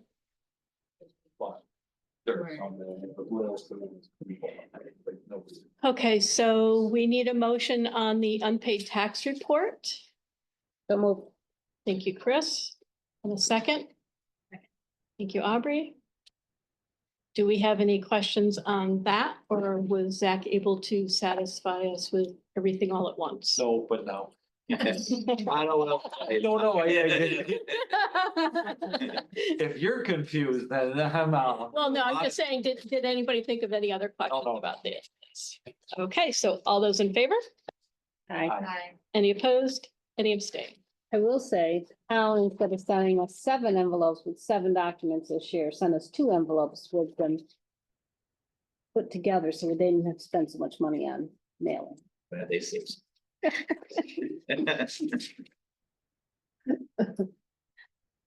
Okay. I believe this is the superintendent's update that's next. Okay, so I'm just gonna give you a few updates on things happening that you may read about at the state level. We'll talk more in depth at another time, but know that New York State is pretty definitely going to look to dramatically change graduation requirements and all of that. There was a blue ribbon panel over a number of years. They came up with recommendations. At the November Board of Regents meeting, they outlined the whole plan, which was pretty rapid, which is, this year is the phase-in year. Next year, there's some changes being done and reworking of requirements, and then with like a full-scale change essentially in 5 years. Right. The one diploma and then lots of different pathways for kids within that. The Board of Regents is all word is very much in favor of this. I think that they're going to probably act on it in the next meeting. And then things will be rolling from there. They're, just like all groups are, they've been lobbying for funding for the implementation of these changes. So it's just kind of a done deal. So there'll be lots of information, I think, coming about that in more detail in the future. So, but just so we're aware, we know it looks like there's going to be changes, and we're not really sure what that's going to look like for smaller districts, other than probably more collaboration is going to be needed for kids to have these different, experiences where they can do different kinds of learning. Another thing that you may hear about is the changes to the requirements for heat in schools. Yeah, You I hear saw about that. Yep, January 1st. But the language around that is pretty interesting. So there was a lot of hoopla about the fact that the governor was making sure that schools were safe, which is great, and that people shouldn't be in very hot spaces. But then she also included language in there that we needed to move people out of spaces if it got to be 88 degrees where practical.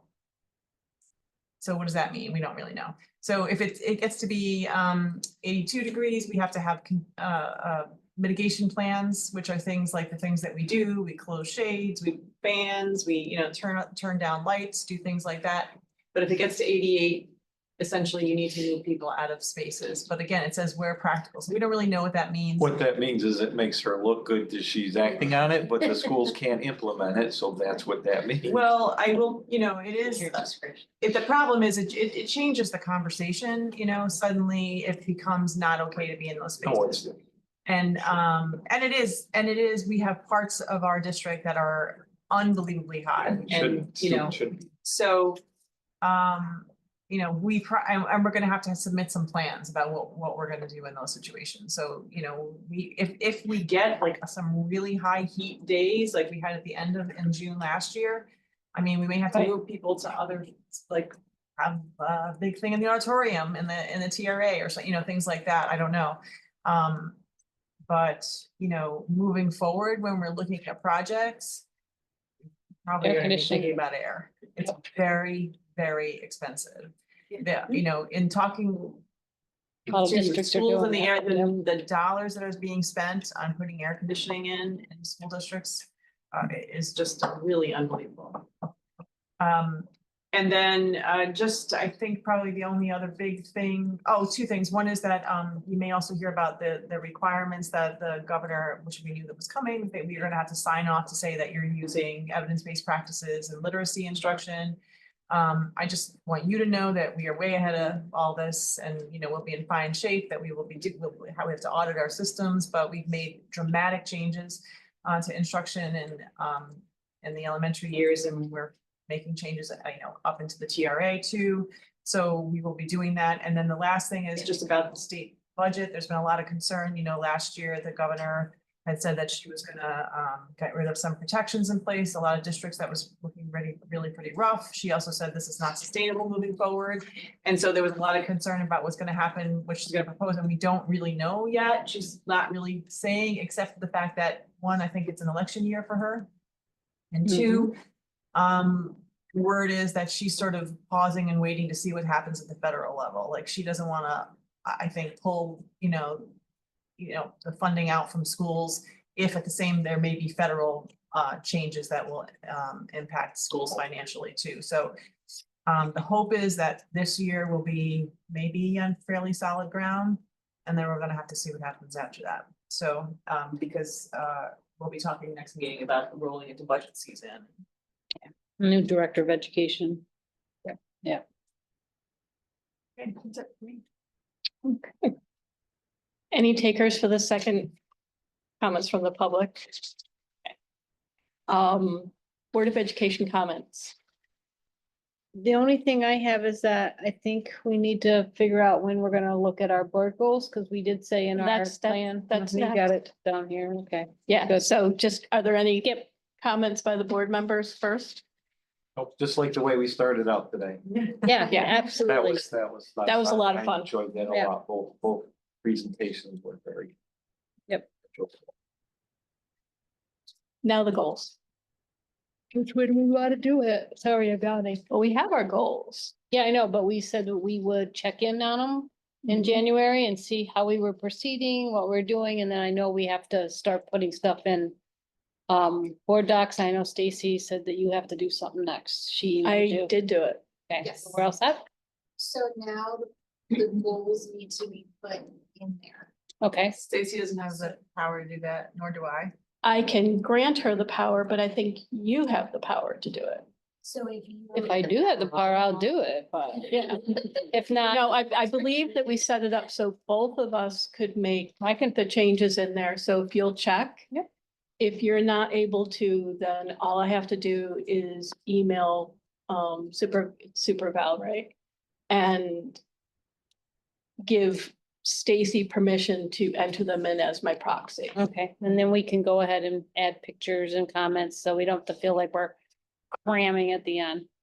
Perfect. Okay, I'll do So- that maybe tomorrow, because I still have one day left of retirement. Yeah, let me know if you can. Bless your heart. I'll check. I on mean, it. I can do it, but to be honest with you, I don't. Yep, have I time. can check on it. I take one more thing that I think I'll explode. Okay. Do we need an executive session again? Anybody want to go home? I do have a question. So Joanne, with this, cost per guest, who are we gonna let come? I mean, assuming we don't have to pay, but who's paying and who's not paying? Who's the, who has to pay We for have to this? pay. Everybody has to pay. Yeah, Yeah. yeah, Because like like we did to BOCES do- prepares the food. and you pay Yeah. for the food. yeah, just like we do Interesting. if we're going somewhere else, even though we're hosting. Cause we've never paid for any of the rest of them. Yeah, we do. Oh, you guys have already paid, you've paid Yeah. for us. Yeah. That's why I'm like, I haven't handed out any cash lately. We don't have any money for this. I gotta go grab a cow off from one of these spots. We're gonna have to have an auction. Yes, I hope you can all Fingers. attend, because it's a big deal that's gonna be here. And Okay. he's an interesting speaker too. Yeah, and so anybody can come? Are we inviting our teachers? no, it's- Okay, yeah. no, it's gonna be just the It's the audience. audience that it always Yeah. is. Okay, just double checking. I was like, I don't So remember cost probably of this thing we ever, need that's to why I let never. Stacy know ASAP if we are attending. Correct? So have you all thought about possibly doing the skit and I mean. That must have been the way that must have been the Yeah, one yeah, I was sick know you for. were here. But Tiana was gonna wear her cheerleading outfit. Oh, God. Just make it a pool party, Yeah. We are gonna do a tour. tiki torches. Yeah, tour both buildings. They'll present Good, up good. in the front. Okay. I'm good. Stacy, you can definitely put me down for it. Yeah. If I don't tell you now, I'll forget. Yeah, I have it on my calendar too. I'll be I'll be coming. there. I'll be Yep. there. I also gave everyone the. I saw that. Well, yeah. Nope, this is. Oh, that one too. yeah. That's for the development down at BOCES. Interested.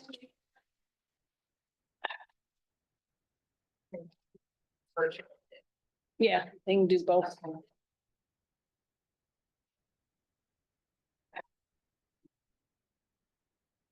Okay.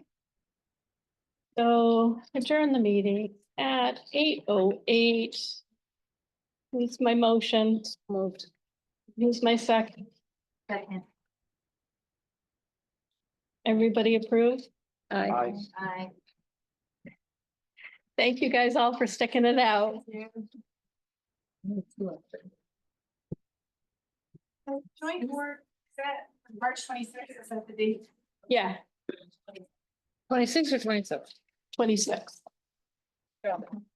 It says Wednesday. It's wrong on that side, it's correct on the other. Ah, yeah, I was like Wednesday, Over- March 27th, Over Wednesday, March over here, 26th. if they put the 27. Everywhere else, they did the 26. So she sent out a second email and corrected herself, but she Didn't, didn't correct the. So it is the 26th. I have it on my calendar. Yeah, I have it on my calendar already. I just don't have my calendar open. Ask to pass them because